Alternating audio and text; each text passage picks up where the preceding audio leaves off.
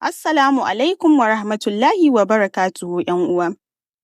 A babinmu da ya gabata, mun ga yadda ta kasance tsakanin babanmu Annabi Adam da Iblis, da har ya yi sanadiyar Allah ya sauko da su duniya. A wannan babin, za mu ga me ya faru lokacin da Annabi Adam da matarsa suka sauko duniya, kuma me ya jawo jinin farko ya zubo a cikin ‘yan Adam. Saboda kuskuren da Annabi Adam da Hawwa suka yi a Aljanna, Allah Maɗaukakin Sarki ya saukar da su zuwa duniya. Allah ya koyar da su yadda za su rayu, ya koyar da Annabi Adam yadda zai yi noma. Ita kuma matarsa Hawwa'u ta koyi sarrafawa don su ci. A haka suka ci gaba da rayuwa har lokaci ya ja. Allah ya ba su ‘ya'ya mata da maza. Daga cikin mazan akwai Qabila da Habila.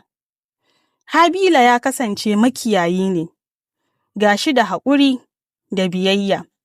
Shi kuma Qabila manomi ne, mai zuciya, mai taurin kai, sannan mai son kai. A lokacin da suka kai munzalin aure, to dama Qabila da Habila kowanne yana da abokiyar haihuwarsa, wacce aka haife su tare. Sai Allah ya umarci Annabi Adam ya haɗa su aure. Sai Annabi Adam ya ɗauko Qabila ya haɗa su aure da ‘yar'uwar Habila. Shi ma Habila sai aka haɗa shi aure da ‘yar'uwar Qabila. Wannan haɗi da mahaifinsu Annabi Adam ya yi, sai ta sa Qabila bai ji daɗi ba, saboda ‘yar'uwarsa ta haihuwa ta fi ‘yar'uwar Habila da ake son haɗa su kyau. Sai ya nuna ƙin amincewarsa. Sai mahaifinsu Annabi Adam ya ce, To, ku nemi kusanci ga Ubangiji, duk wanda Ubangiji ya karɓi kusancinsa, to shi ne zai aure ta, wato ‘yar'uwar Qabila.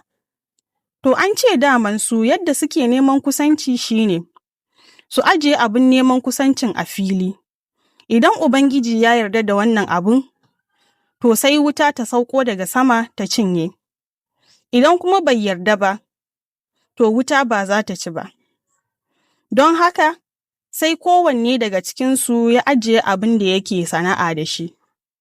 To dama na gaya muku shi Qabila manomi ne, sai ya tafi ya ɗebo kayan amfanin gona marasa kyau, ruɓaɓɓu, ya je ya ajiye.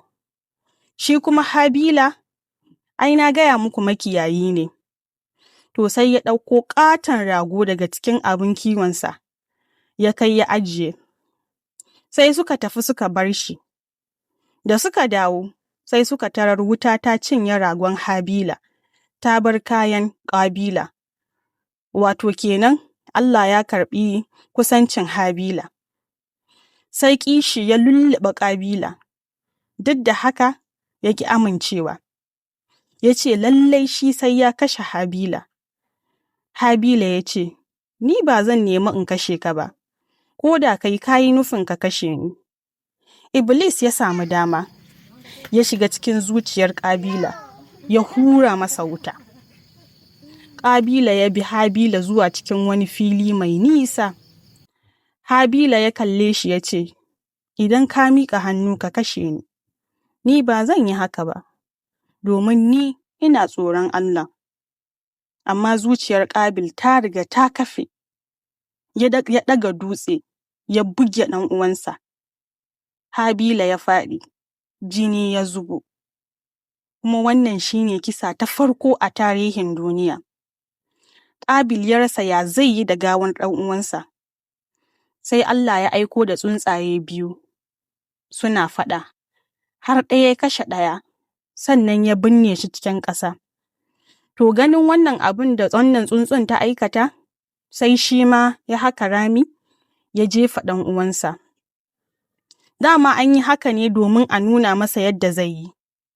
Sai ya tafi yana mai nadama wannan kashe ɗan uwan nasa da ya yi. Annabi Adam ya yi baƙin cikin wannan kisar da Qabila ya yi wa Habila har ƙarshen rayuwarsa. Daga wannan lokaci, duniya ta fahimci cewa zafin rai, kishi, da son zuciya suna iya lalata zuciyar mutum. Labari ne da Allah ya kawo mana ba don nishaɗi ba, amma don mu yi koyi, kuma mu san tsoron Allah, mu koyi tsoron Allah, adalci, haƙuri da sadaukarwa. A nan za mu tsaya a cikin labarinmu na Annabi Adam. Ku danna subscribe, ku yi liking, kuma ku yi comment da abin da kuka ƙaru a wannan labari, don ku ƙara mana ƙarfin gwiwa, kuma mu tafi tare da ku zuwa labarinmu na gaba, wato labarin Annabi Idris. Ma'assalam.